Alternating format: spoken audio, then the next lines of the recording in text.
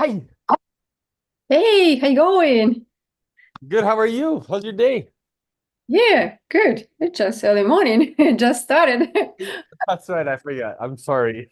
2 hours of Tony Robbins meeting, training.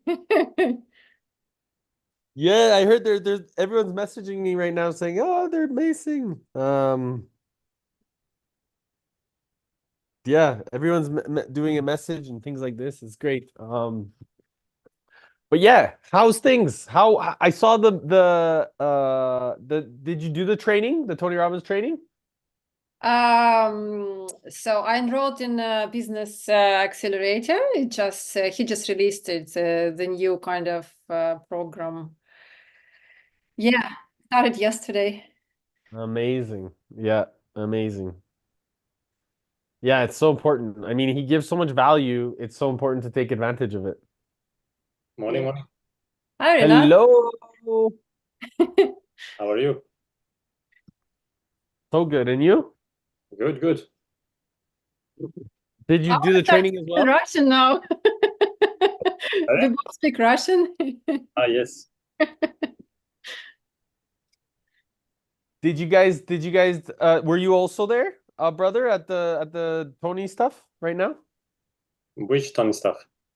He's doing an event right now, I believe. Oh, for the inner circle.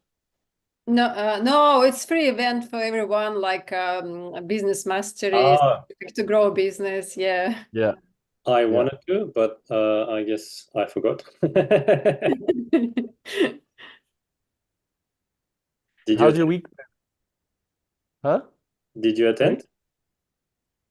No, I didn't attend. I didn't attend. I had been having a crazy day. We had crazy meetings all day, really great ones, big ones, exciting ones. Nice. Uh, The best ones. so sorry? The best ones. Yeah, I mean everything it's like I feel like I'm living in total grace. Uh so many things are just it's like it's so funny like the power of that creative force how Tony talks about and actually it was posted in the group as well. Uh it's interesting how this is really all that you need. Yep. Focus, action, and grace. And it all shows up. Yeah. Yes. You know? And Also, so it I'd like to say the same thing. Like if you have energy, clarity, and positive state of mind, that's it. yeah. What came through, Olga? Something just popped in. Yeah.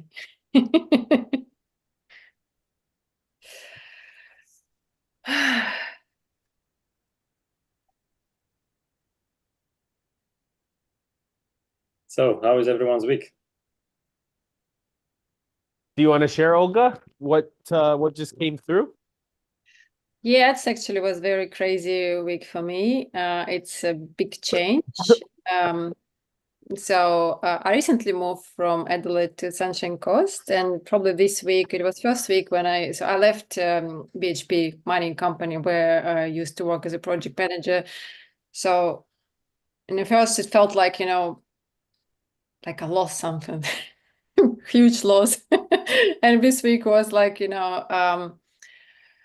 reassessing what happened, and actually I was going towards this like probably last couple of years. I just imagine it's slightly different. So my goal was to run my own business and surf when I want, and it worked differently. So it started with surfing and relocation, basically accidentally.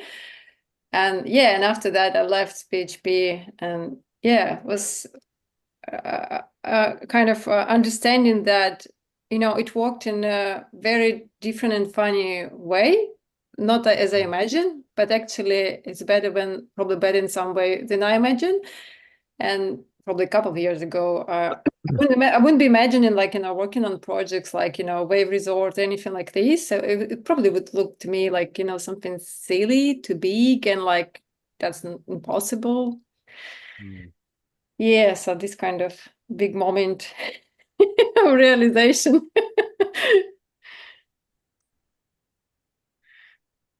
I love that. I believe that so many people are born to think this big.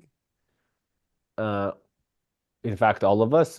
However, we're so much limited by our traumas or our parents' traumas or people's limitations of society. And so it's nice to be around big thinkers because big thinking is really what makes the greatest impact. And then recognizing that those big thoughts are actually collective thoughts. They're not just our thoughts. They're like a bigger source of inspiration that comes through you, and you get to be the vehicle of that. And then as a result, align with other people. We talked about this today, actually, in the youth Lighthouse this morning, where we had, the youth, and we're talking about magnetizing presence. And it's so important to put yourself out there, because that's really instead in like because I don't really love the word marketing, and marketing feels very old school, uh like projected needs versus attractive qualities. And presence creates attractive qualities versus projected needs. So the word, and I think this is just something that has in its nature become, uh, especially now with the online word, marketing becomes so like heavy, and it creates an emotion in people where they manifest a meaning that doesn't, it disempowers them in the emotion of that connection for most people. Not saying everybody, but I'm saying for most people. And so I find that in presence, you become that kind of anchor of magnetization. And because you believe in something so meaningful, because you're doing something out of a bigger purpose, something that is coming through you, something that you really love, that you're devoting yourself to. And it then from that space, people are like, wow, I'm like inspired by that energy. I want to be around it. I want to breathe from that space. And uh that is something that I find from like what we're doing and with our projects, because it's so meaningful, it's so true, and it's so much bigger than any one person. That is what gets everybody that's involved, and even more people, excited. Because when we stand for meaning, and as you guys know, meaning and emotion can go hand in hand, and that as a result kind of moves our energy to create. And so that's the grace part. Yeah, that's true. And thank you for recommending the book, Renat, last Saturday. So I finished it. That was very, Nice.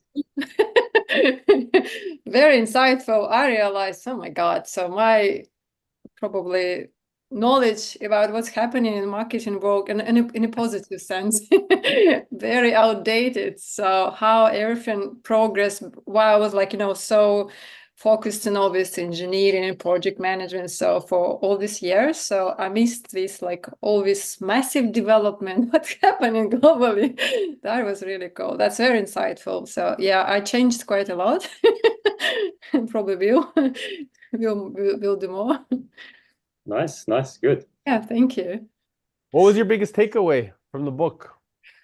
So probably that the client is the hero, and I'm kind of like a guide, because I realized I was focused on myself. Like, I want to share this experience, I was like, nobody cares about what I want.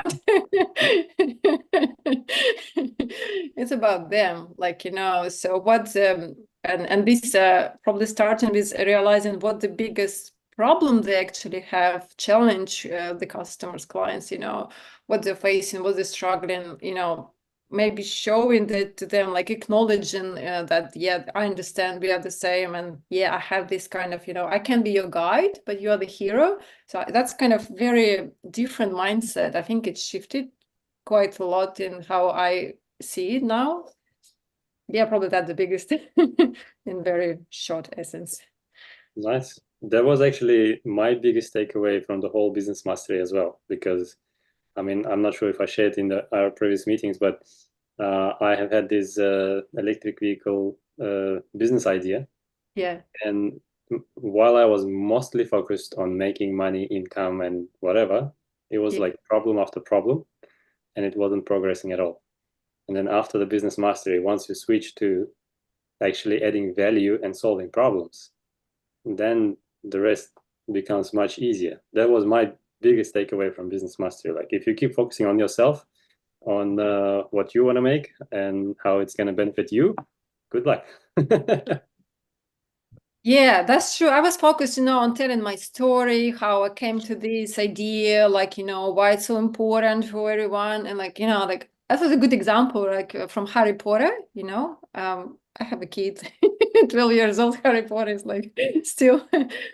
um, and she didn't start her book like talking about like how amazing she is and how she decided to write Harry Potter, all these, books. She Yep. started from a simple sentence, the boy who lived. And it's like got you, it's a catching. It's got your attention. It's like it's completely different. Yeah, shift. And I like think that ever since business mastery, I can't ever read these marketing newsletters or any kind of story the same. I can always see, okay, this is the hero, this is the guy. Star Wars, all these movies, like every single one of them. Yeah, actually watching Star movies now, I'm 45. I never watched it. That's a silly movie. That's like useless. It's like, and I find so much meaning actually. And yeah. yeah, that's amazing. Well, I think that's why that hero's journey is so profound. Like Joseph Campbell, when you go deeper down kind of the process of what Joseph Campbell brings and why, it's such an integral component of really integrating true storytelling, right?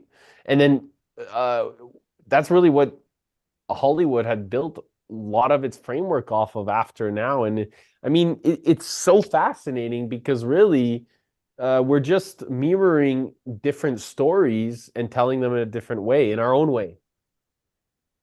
Yeah. Yeah, stories yeah, it's everything. Yeah.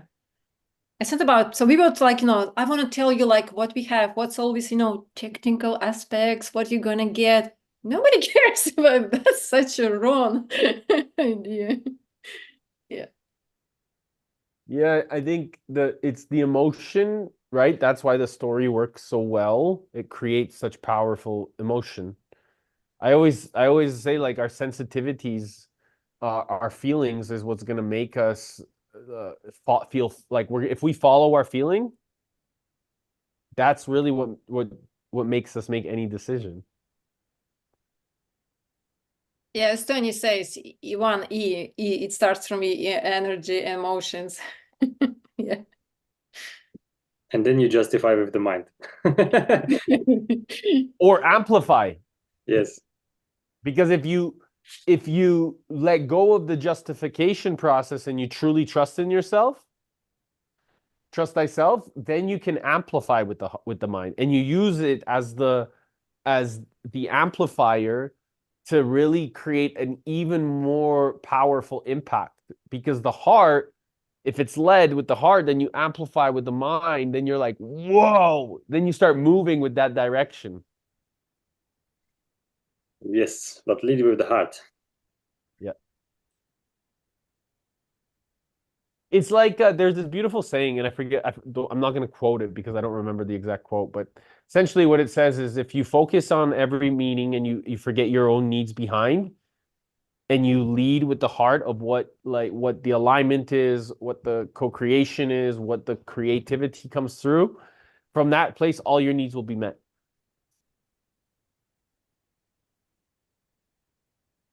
Yes. So, what's the next book now for Olga?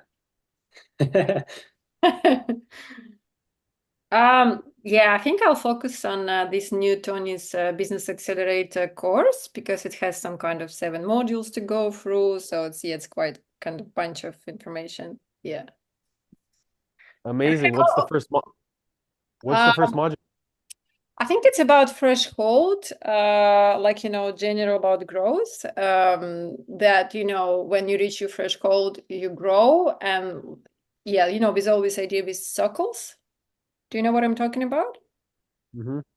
Yeah. Are you So, saying like you go from the inside out?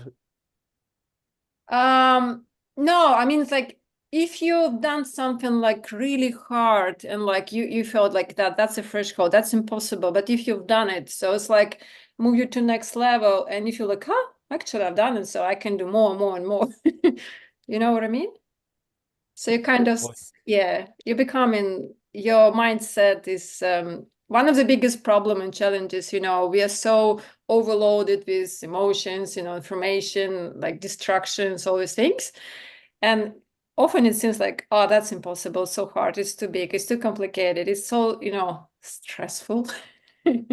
But when you go through this, like, reach this threshold and you go to next level, like, you're like, oh, actually, that's fine. I can do much more. And yeah, it's not because you've got some new skills or something, just kind of threshold. So you're becoming more. Yes, I think that's the beauty of the breakthrough. Like looking back uh, at that problem that you broke through seems so easy afterwards. And like if you've done it once, you can do it second, third, fourth time, and then you can teach others to do the same. Yeah, it's like I ran marathon last year in October, and I was preparing for like years for this one, and I wasn't running before. But yeah, now when I like, something really challenging, like it's really hard, like I ran marathon, I can do it. It's like new level. It's not about physical ability, it's about mental. You don't run marathon on physical, you run, yeah. do you find ever when you do something physical, it also shows up in another area of your life? Absolutely. Yes, because you increase your mental kind of capacity, and it's definitely you can see this reflection in other areas for sure. I was Yeah, it's actually I was gonna write another LinkedIn post still in my to-do list, but I was gonna write something in a sense that if you're going to the gym just for your muscle, then you're doing it wrong because like when I go to the gym, it's about the mental uh again like breaking through this thing because every time you go there like you don't want to you can come up with millions of excuses like I'm tired, I've got kids, this, that, whatnot, but you go there not for the muscle, not for the body, you go there for the mind, for the discipline, for that commitment to yourself, uh, to your better self, to your future self. And that's I think mentally you're building your mental muscle. Do you feel better after gym? Oh, absolutely. I mean, who doesn't? Yeah, if you focus on this, so it's easy. It's like about surfing, when you wake up, it's like 4 a.m. and it can be cold. Like, some people just like, are you gonna be wet and it's cold? It's like, dark and it's sharks out there. You need to be insane. Why would you do it to yourself? I know what's gonna happen when I'm there and after. Yeah. Yes, I think it was Tony saying, right? If you focus on the process and the difficulty of the process, then probably not going to get there. But if you focus on the outcome, on what you're going to get after you break through, even with the UPW and breaking the board, it's like don't focus on the board, focus on what's behind it. This is a really good actually application of walking the way. So when the way and the why become the same thing, you're just walking without thinking. Yeah.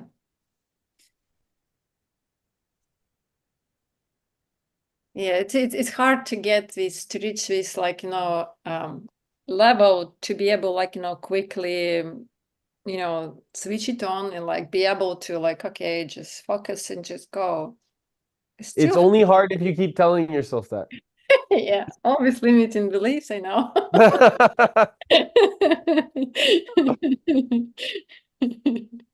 Otherwise, it could be very easy because it can be fast, right? It can be quick, and it can be just like, oh, wow, this is beautiful. Wow, this just happened. Oh my goodness, and you just get so fascinated with every blink of every moment of every second because you're like, I actually am alive. I'm here. I'm now. I exist. I get to. Yeah, how And cool would it be? Yeah, to have it all the time. No, I think it would be boring at some point, man. no, never. It's like plus there's also the emotion of like that overwhelming grace of feeling, and you're just like you have tears in your eyes because you're like, I just feel so grateful. Wow, you've given me this gift, of being able to identify and step into that, or having this appreciation for a cat or a bird, and in a different way, and you look at things from such an artistic expression, and you see things from it's like art everywhere. It's It, it, it's it it's is art everywhere, yes. I mean, yeah. uh, there's a Turkish proverb which says, the one who sees good thinks good, and the one who thinks good will take the most pleasure of life, kind of thing. So I guess the English way of saying it, if you change the way you look at things, the things you look at change. So if you see good in everything, you start feeling good, and then that leads to eventually a good life. Yeah, so beautiful. I like it. There's also a story about like this beautiful garden, and then two people walk in to the same garden, and one is like amazed at all the flowers and all the bees and birds and whatnot, and like taking pleasure. The other one comes in and like, oh, there's bird poop here, there, and whatnot, and like, what is this like noise from all the insects and whatnot? And he's like, but it's the same place, just two different people. One is enjoying, one is just focusing on the bad stuff. That's like that picture. Well, have you ever seen it? I like this because what I hear when you saying that is like this picture. They're both on the bus, and one's looking at like the dark, and one's looking at Ah, the yes, sun. You yes, know, Yeah. yes. It's like two sides. right? And we all have it, by the way, Yeah, which is why it's so beautiful because the decision is always is it I get to, I want to, I will create, not destroy. Like I will focus on this, and it becomes like a big playground. I really can't get enough of that feeling. It's totally living in that space of joy. It's exciting. It's exciting because and then you meet other co-creators around you that are both in that all in that paradigm, and it's I can't even explain it. I can't even explain it because it's almost they say, heaven is here, and it really is. It really is. It's here. It's here and now. It's the way we choose. I think that is our responsibility in this lifetime, is to teach our youth, our next generation, to say, hey, like, you're enough. You're amazing. You're everything right now. You don't have anything wrong with you. You don't need to be something someday. Be it now. yep. That's it's a good thing you mentioned the youth, because I see it often in students as well. I mean, sometimes in my kids, when they kind of, this whole education system, you kind of live in a world of promise, where teachers keep saying, you study hard now, you'll get to a good uni. You study good uni, you'll get to a good job. And it's always promise of something in the future. Whereas, like, why? Why not focus on what you have right now? And especially being like the school environment, I mean, I'm actually questioning the usefulness of all these studies, but school as a institute of socializing, you know, having all these friends. I think that's what we need to focus on more, because while you're at school, you have all these friends, you have all these experiences today, right now. And maybe that's what we need to focus on and cherish. Because, I mean, to be honest, if you look at it from the other way, school is a happy place. You're gonna grow up, you're gonna start having more and more responsibilities, more and more issues, and you're gonna look back and wish you were back at school. Why would you then teach the kids to keep thinking about the future that's to come and forget about today and now, forget about, you know, joy and play, forget about your friends, and focus on studying for something in the future, which is, I mean, you don't even know if it's to come. But Yeah, kids today, right now, they need to enjoy their moment in the classroom.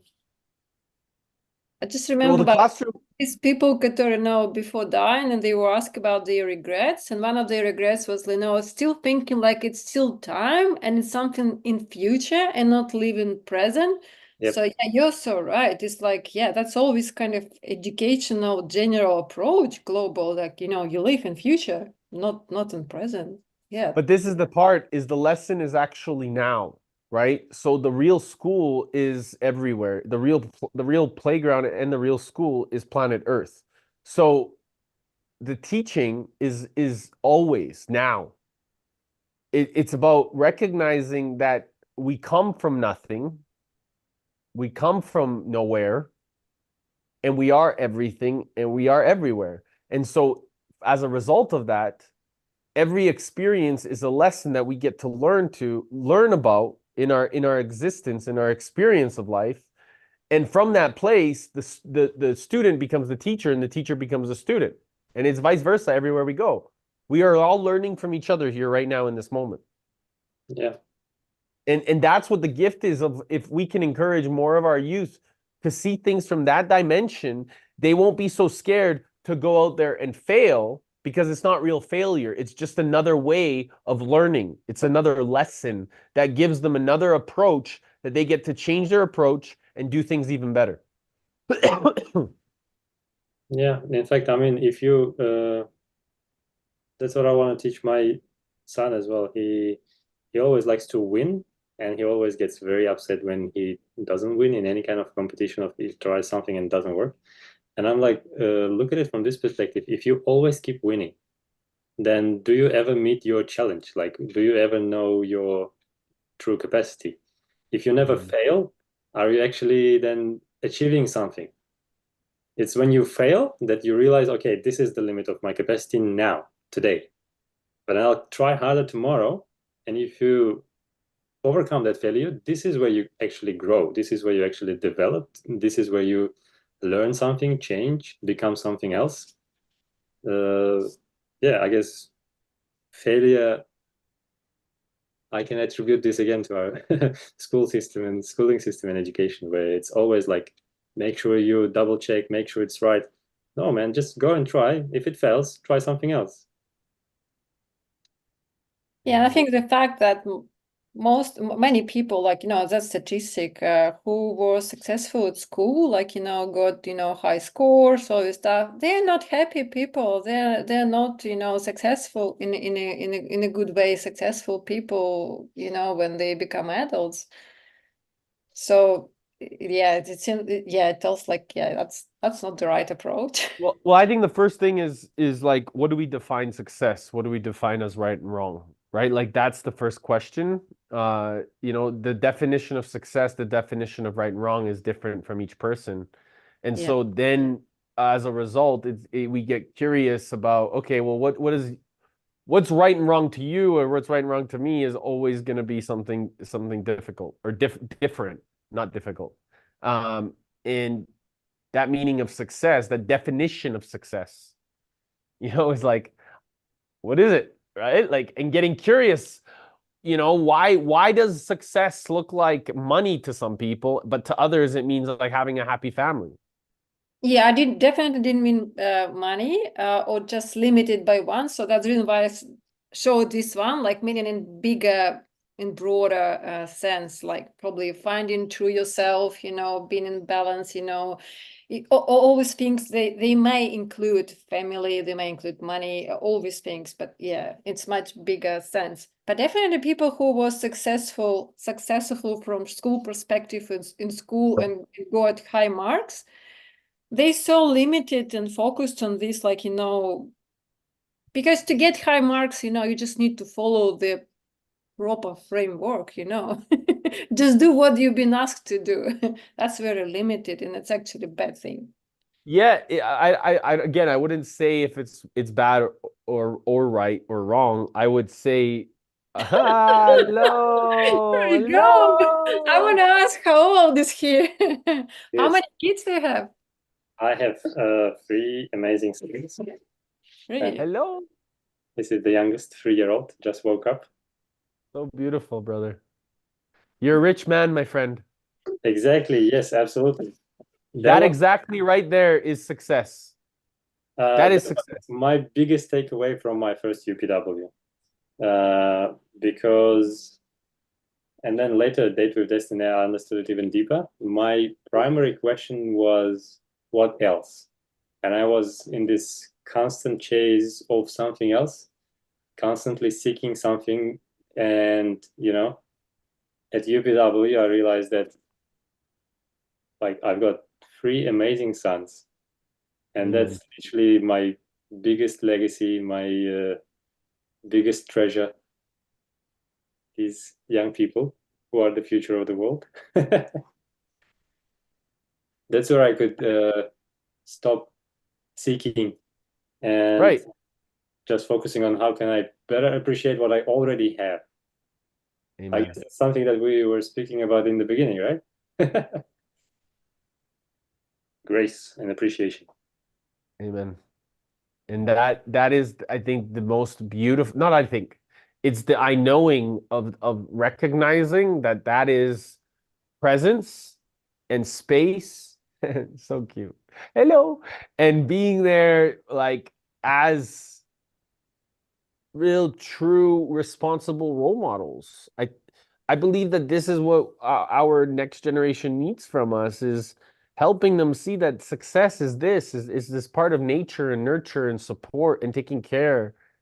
And right and wrong is based off of a map of the world that is really defined through uh a world view that could be manipulated based off of external circumstances. And if we recognize our inherent nature, our nurture, and we realize that grace is really the ultimate benefit of all, then, I mean, from that space, how do we recognize success? It's seeing each other as family, recognizing that the benefit is in the ultimate collective good, the collective responsibility for these next generations. Because, bro, we get to live in this time where we get to step into those identities. Like that is exciting for me, you know, so that they can wake up in their ideals and realize that their ideals are not no longer ideals because their mothers and fathers built and made took responsibility to make it happen. Yes. So cute. What's his name? Elias. Huh? Elias. Elias. Beautiful. Hello, Elias. How are you? Hi. Hello. He's so quiet. He's still sleeping. Yeah. He's just paying attention. I like your colors. You got blue on too.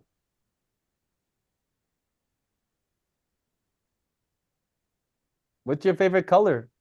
كيف تقول لي نسيت؟ No. Not in the mood right now. All good.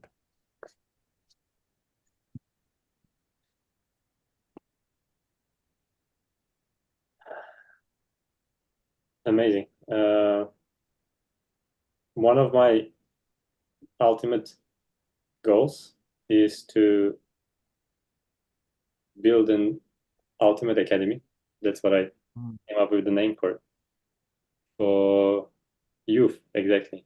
Because I mean, I am now 37, and certain things that I have learned just in the past couple of years, I've been thinking like, why do you have to wait until 30 plus to learn these things where you should have known these things from a very early age? And I mean, when you start explaining these simple truths like, grace and appreciation, people feel like, this is all just positive talk and whatnot, because it's so simple that people just overlook. And I don't know how to explain. Like, it's a simple concept that once understood leads to very huge, amazing outcomes in its complexity. But people just overlook and say, no, no, no, like this is too good to be true. Literally, like it sounds too simple. No, you gotta work hard. You gotta, you gotta do all these complex things to be successful. I'm like, no, man, no. Like, it's not like you're gonna get successful and then be happy. It's the other way around. Like, you be happy first, and that will lead to success. If I'm explaining it right. Yeah, I would probably Brother, define success is to be happy. So if you are a happy person, it means you're successful.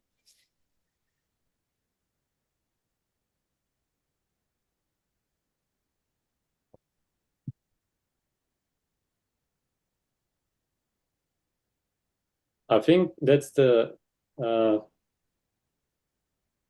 one of my, again, uh, goals in life, to fix that education system where, I mean, for hundreds of years the education system hasn't changed much, and we focus on literally, like, I don't know, raising soldiers, the workforce for the future, mhm, instead of nurturing and raising entrepreneurs, risk takers, visionary people, artists, creators.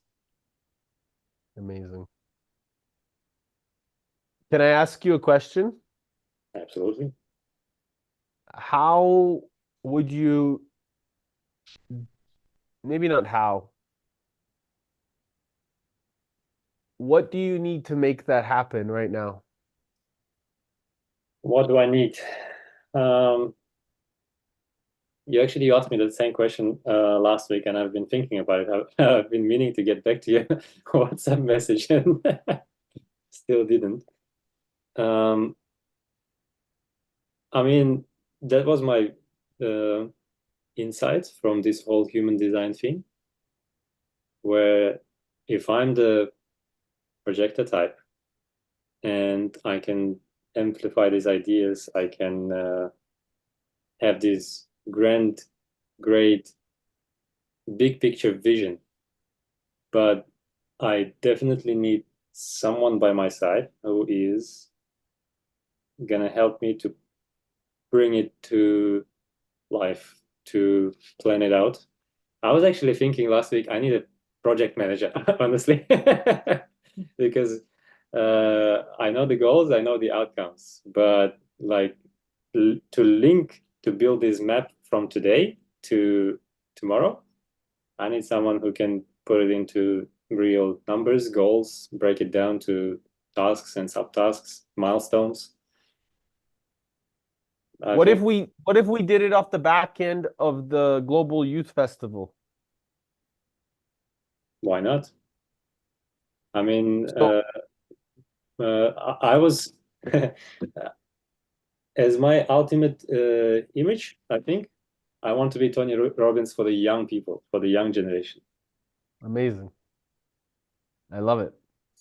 So can we see how we can integrate some of the back end so the Global Youth Festival right now, like I just had a big meeting with the youth from uh the youth leadership festival that we're organizing in July. Mhm.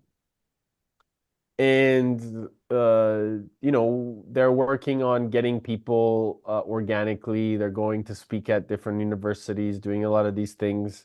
So right now they're really focused on getting people to the event.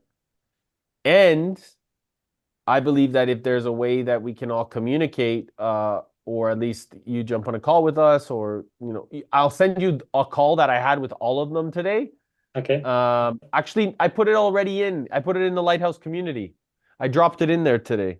Yep. So if you check that link, and if you have a moment to watch it back, you'll listen to the brilliance of these youth and how they're building what they're building and why they're building what they're building.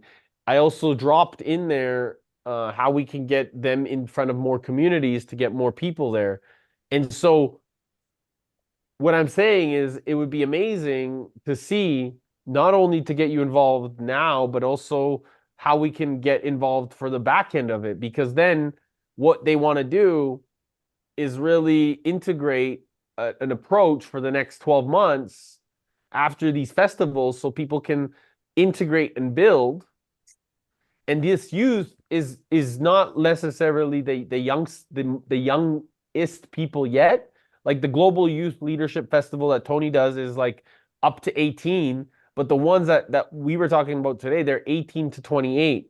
So this is kind of that nature of like jumping in to that execution component of living their best lives. That's the best age, I think, 18 to 28. Most energetic, most productive, and also I think the age where they need the most guidance. Because when you have all that energy and you don't have the clarity, then what happens? Sometimes can lead to undesired outcomes. Bro, honestly, I think that you need to meet with Mei Jing and see what we can do to emphasize all of these things and bring it to life even more. Okay, beautiful. Yay! They're gonna be so happy. I actually dropped everything in the yeah, so you'll see. Anyways, when you look at the Telegram thing, you'll see. Okay, beautiful. Yeah, I'm so excited for you and them and us. Yeah, I think 18 is actually a really good age to focus on. So I have a daughter, she's 18, and she literally calls me every night, and asking all these questions. And I can see her journey, like, how school is inefficient. So they kind of try to put something in their heads, and then they finish school. They just don't know what to do. And it's like general frustration, not just in her small circle, like inner circle, but on bigger picture. So always they're 18, but they have like their development is really so immature, but they're so smart, they're so capable, they have so much energy, just amazing how so many things they can easily uptake and juggle, and they're so different to us. I feel very old because I'm so slow compared to them. I can't learn, I can't unlearn, I have all these filters. They don't have it. They just so it's amazing, and they're so lost. So yeah, they definitely need some guidance, and school is complete rubbish. It doesn't matter what school, what's private college or wherever, it's in university, it's all the same. That's system, like it's very technical. It doesn't have any personality. It doesn't have face. It's just like yeah, damaging, destroys their nature. Everything what's good they have, it tries to standardize. It's in growing soldiers. That's true. To work on the This event, faculty, to go to the this war. event, this group, like, so the way that we got introduced was when I went to Oneness in India and I spent time with Ananda Giri. He and I spent a lot of time together, and I got to know a lot of the youth there that works for the foundation. So, you guys know what I'm talking about? Ananda Giri and Oneness and things like this? You know how Tony talks about it at Date with Destiny? I think those the ones that could help Sage, right? Yeah, so they helped Sage. So he went to that. So Anandagiri went to Tony's house and definitely helped Sage. But then also they helped with the oneness blessing as well. And then Tony went to India and spent time with Anandagiri as well. Yeah. Yes, yes. So I followed that same path and I spent time with Anandagiri. And so I met a lot of the youth there that Mm. he was working with. And uh, by being with them, uh, I learned a lot about them and what they needed. And now a lot of the youth are also in the US and all over. And so and they want to take action. They want to make things happen. So they started their own kind of movement. And Anandagiri was like, introduced us, and I jumped in to help. Absolutely. And so now they're building a lot of momentum and they're moving really forward. And I think that you're gonna love them, Renat. Absolutely. Um, I think you mentioned, Olga, the 18-year-olds. Mhm.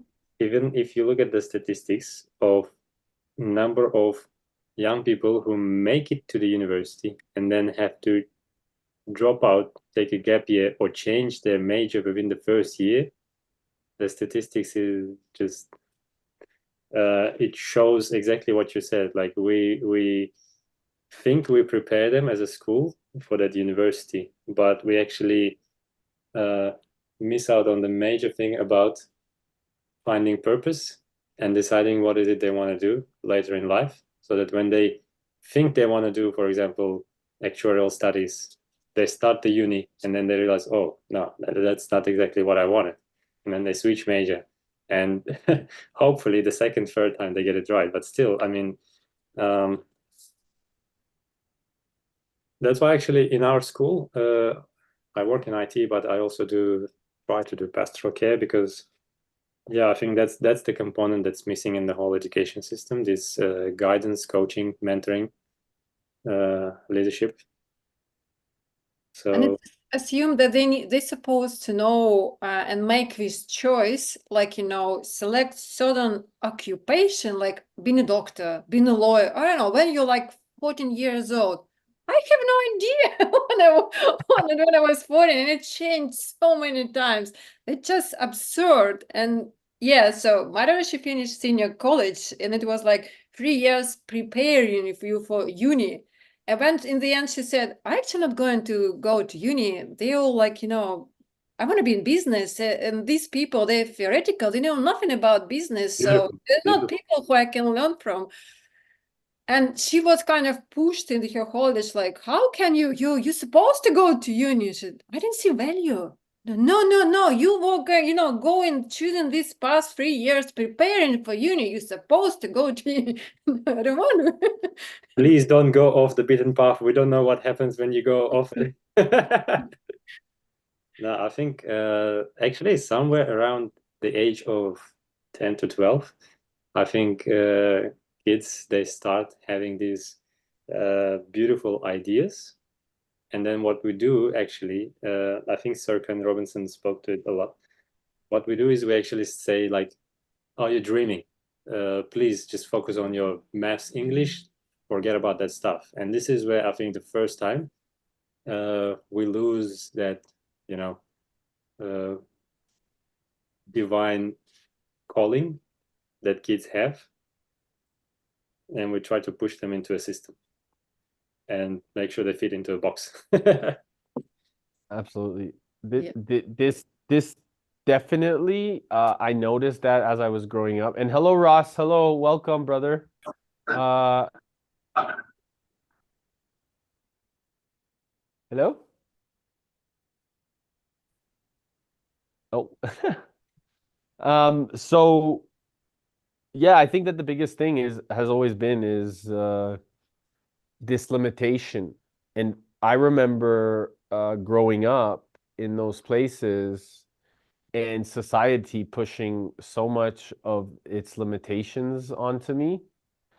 and telling me how I can't do something or I can't experience this, or Eric, you're too much, you got to slow down, or you're too much into the future, you can't think like that. And it fucking pissed me off. I got really angry. In fact, I got so angry that I started seeing how money became the ultimate priority in society, and I started selling drugs, Mm. and then I started doing them, and then I became a crack addict. And by the time I was 16, 17, I was full blown crack addict, and it pushed me away from my parents, my family, my community, everything. And I I remember, people judging my parents that I was a high, judging them and their nature, judging their way of parenting, you know.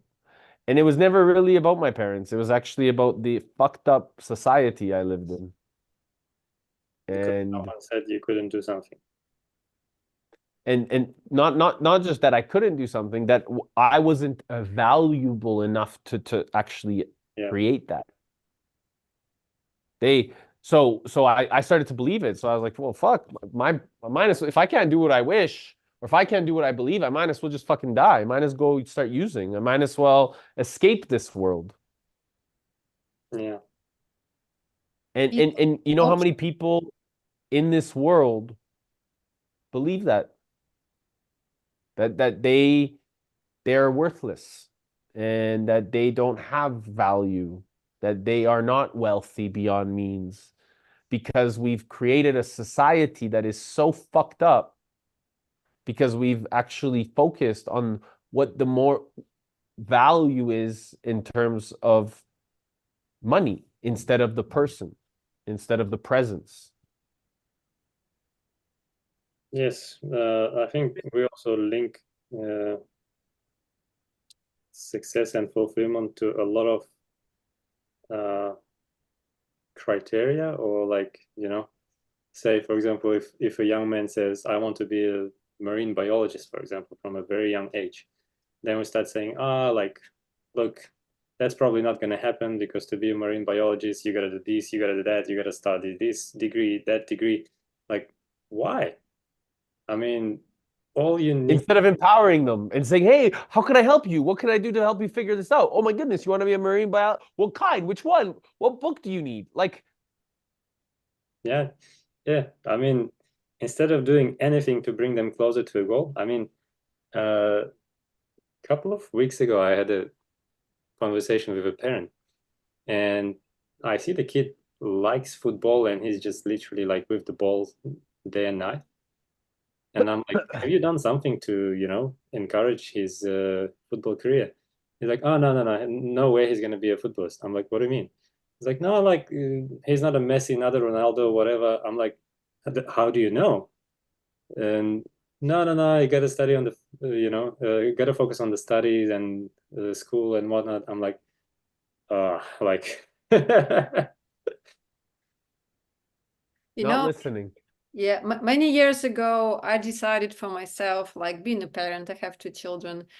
One of my key roles is to observe and understand what they like, what they are good at, like what they kind of, innate calling is, yeah, and help, just to help. And sometimes when they have like, kids, so or they all have this like, moments like, oh, it's too hard, I'm too tired, like, no, no, keep going. I know I've seen you've done it, like, and I've seen how you feel after you go to this session, or you've done something like, what they're good at. So like it's a parent, I see it's like it's my responsibility, my key goal, but probably that's for educational system. It should be similar approach to observe what people are good at, what kids are good at, and helping them. Beautiful. I've been involved with youth mentoring, I think, from a very young age. And when I was in high school, year 10, 11, I had this group of younger students, like from year 7, literally. And I was mentoring them. And I learned my lesson from back then. I had this one student who his math, English wasn't really that good. And I mean, but he loved his graphic design, and he would spend nights on a laptop doing different kind of designs and whatnot. And I remember saying to him, like, why are you doing all this stuff? Like, that's not gonna give you anything, you know, like just focus on your studies, make sure your marks are good. And I was just regurgitating this same story that I've been hearing for years. And obviously I graduated from that high school. He was still there. By the time he got to high school year 11, he was doing branding and graphic design for international oil companies. He started uni just because I guess everyone starts uni. He dropped out, I think, on the second year. And 3 years later, he was invited to the same uni as a lecturer on branding. How cool is that? The same uni that he dropped out of was invited as a lecturer on branding. And yeah, I mean, he's doing great now. He's amazing. I really uh, appreciate the lesson that I got from this. You know, instead of trying to encourage them to pursue their passion, we try to put them back into the system that is designed for everybody. Yeah, that's the reason. Sorry? That's the reason why I believe in all this mentoring, like, approach. So when my daughter was asking me, Mom, what should I do when she decided not to go to uni and she completed that college. And I told her, find a mentor. I said, how am I supposed to find a mentor? It sounds so kind of simple, but who's gonna be interested? I don't have any value. I don't have anything to offer. And I just gave you some list of people who I personally use. I said, just approach them and tell them like what you want, in general from life, what you're good at like, what's your, just talk to them, like be yourself. I said, well, how can I make this call? Like, just call, just do it. Such a good mentor. And it's amazing woman. In less than 4 months, she actually showed, I just see how my daughter changed. So even I kind of, in some way, her mentor, but I'm so biased. I can't be real mentor being a parent because I'm too, I don't know, kind of attached, engaged, and like, you know what I mean. And being a mentor, You can't really be impartial, because to be a mentor, you gotta be impartial in a sense, to be a coach. yeah. So that's really a cool thing, and it's really works. And like, oh, that's a really cool idea. Maybe you could still be her mirror by getting curious about the questions, and instead of mentoring her, because allow her to mentor herself and just give her the reflecting or the reflection so that she can ask herself the question. So then you're not really mentoring her from her perspective or yours. However, you're coming from a higher. Yeah, I think we're doing it. That's the reason why she's calling me, and she doesn't have any particular agenda for a call. She just calls me and tells me random things happen in her life and through this discussion, like, I think it's what's happening. Beautiful. I love it. Presence is really what I hear. Sounds like you're just giving her presence and listening. And funny thing, when we lived in the same house, we didn't talk much. She was always with her friends, and they always had like high importance. But we moved to a different state, and now it's like, yeah, 5 months now, and the far way away from her, it's like it's more kind of push her. So we have more close, connection and better relationships now. We talk much more, like 10 times more now. I love that. Yeah, I mean, I think that this is everything is great communication will create authentic, vulnerable conversations, which will ultimately create thoughtful disagreements where people feel safe to be themselves. And when people can be safe to be themselves, that then allows them to learn. It creates a learning environment. It doesn't matter if people feel safe, if they feel like they can be heard, seen, and understood, uh, they don't have to put the mask on, you know? And I think, I know that this is our responsibility for the next generation so that they can live in a world where they don't need to wear fucking masks. They could just be themselves. Because then they're always learning, then they're always seeing the lesson, and then that lesson is always giving them grace. Because nobody's judging. There's no judgment. There's total appreciation from knowing that they're coming from such purity and intent, and they're willing to take action with that intent, instead of being stuck in the head worrying about what everyone's going to think. I think it's kind of like society belief that you need to reach certain level, like, and unfortunately often it's like measured in money, in dollar value. When you can't be yourself, when you do some weird things and like, okay, yeah, look, he or she is so successful, that's fine what he or she does. And if you're a kid, like, 18, 20, you can't be yourself. You have to be like you're expected to be. That's why it's so important to help people understand right off the hop that the wealth is who they are and not money, because money is broken and it's not real. It's based off of a system that's been corrupted for thousands of years. So if we educate people on what the true wealth is, which is their own nature, and what money is, which is fake, it will help people understand that as a result of that, they can actually create whatever they desire. Because money's a mind construct. Wealth, who we are, that's spirit. That's infinite awareness. That's divine nature. And so from that place, if we educate them right away, because this is what we're gonna do, this is what's gonna give them the greatest opportunity that the future has ever seen and understood.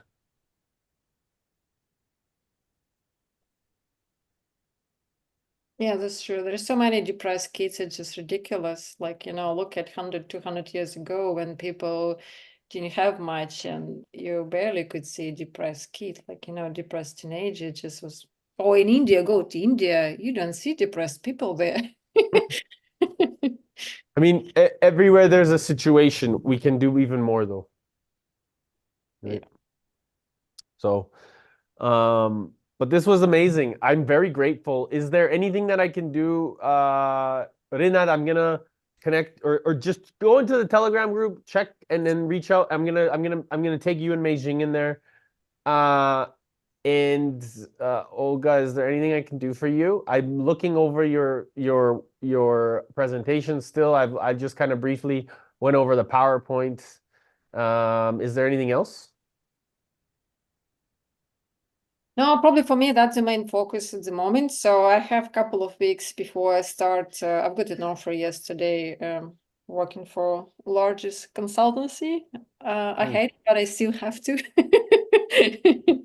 Yeah, I have a couple of weeks to work on this project and try to do as much as possible. So that's my primary focus at the moment. Yeah. What would be the biggest need that you would need after I look at this? So if, like, would it be to get you in touch with somebody specific, or like what's the next step that you're looking to create? Because what I'm seeing, it's still very new in terms of like valuations, the numbers, the projections, like it's still very uh Rough, how do rough. you say it? Concept, right? Am I correct? And yes and no. Okay. I think it's pretty But yeah. completed in my head. Maybe I'm not so good at putting it into presentation. Definitely I can work more with numbers, and I have many kind of ideas how I can refine and make it more complete. But probably the biggest thing for me, it's be an environment where, because I don't have anyone around me who would be like-minded. So maybe you find the way how to be in these people, so to find opportunities, ways how to progress further. I'm not saying about like, finding particular investor for a project is probably too kind of narrow. But Too early. finding ways how, because it's maybe I don't need an investor for this one. So there are always ways around. Cool. Cool. So just be around the right people. Irina, do you need anything? I wanted to say to Olga, I think that presentation now needs to change with the story brand thing technique in mind. If you want, I can send you the template for Yeah, would be cool. I would love it. Yeah, the. please send it to me. For myself, I have decided that I'm gonna take. I have a friend who's a project manager, and I just want to sit down and kind of try to. Maybe he will be able to translate some of my high speak to actual milestones and projects. I'm Yeah. a project manager. I can help you. And there is also, do you know AI, GPT chat? So you just need WBS, work breakdown structure.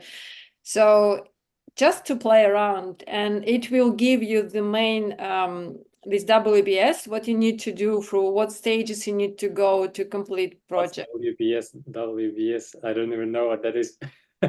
Work breakdown structure, that's your steps, what you need to do from the just idea to get to the execution through all the stages.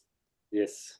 And in future you won't need project managers, so because AI can do everything. It's with cost, schedule, everything. There you go. You said the magic word that I struggle with, execution.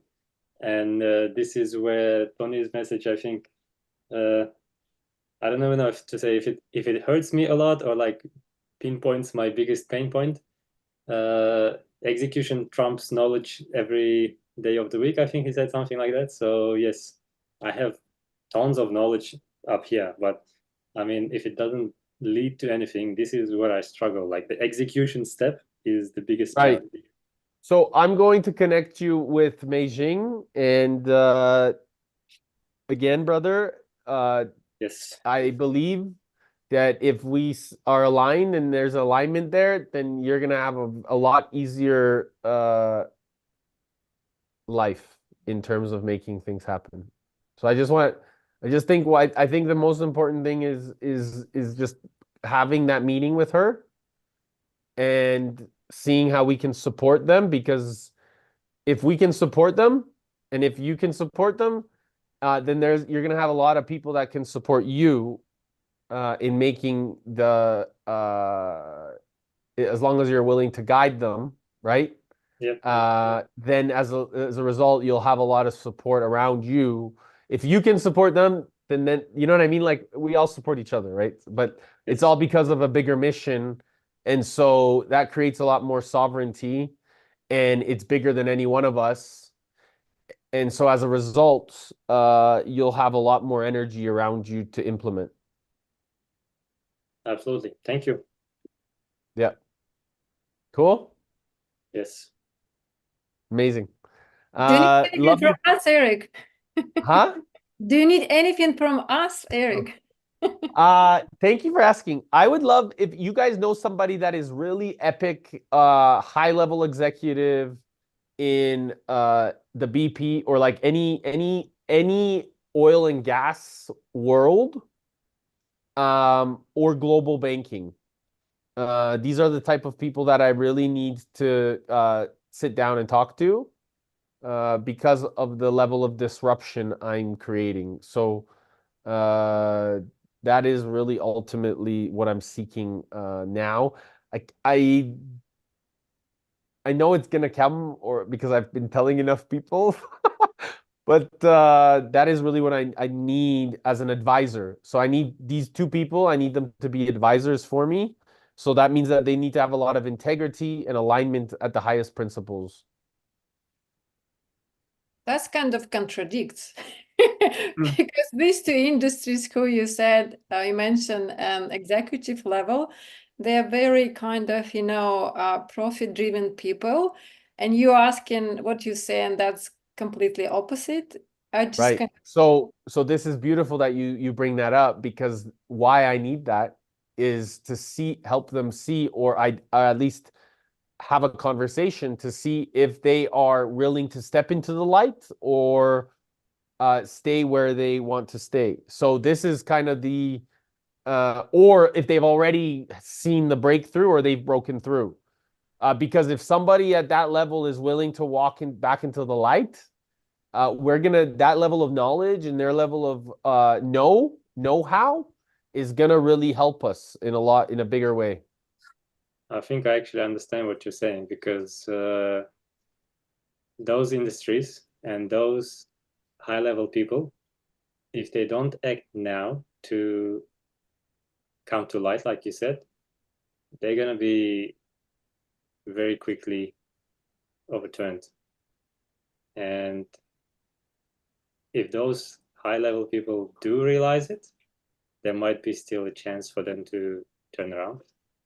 If not, banking and oil is gonna go very quickly, I think, within the next decade.